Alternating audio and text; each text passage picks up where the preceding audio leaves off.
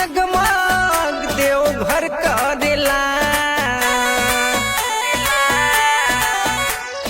सावन के पावन महीना में जगमग देवघर करेला कि हमारा जोगिया के जटा से गंगा धार बहेला।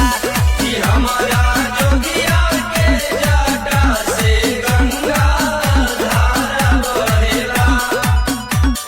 देह में भभूति हाथ में डमरू हरदम रहेला कि हमारा जोगिया के जटा से गंगा धार बहेला। कि हमारा जोगिया के जटा से गंगा धार बहेला।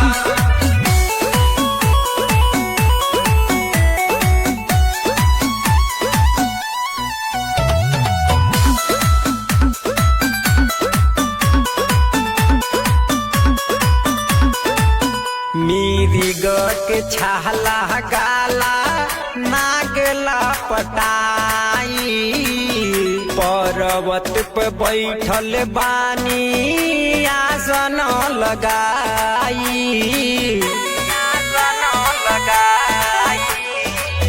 मिरिग के छाला गला नागला टेकाई पर्वत पे बैठल बानी आसन लगाई। भंगिया पिए लायण भंगिया सब इहे कहेला हमरा जोगिया के जटा से गंगा धारा बहेला। कि हमारा जोगिया के जटा से गंगा धारा बहेला।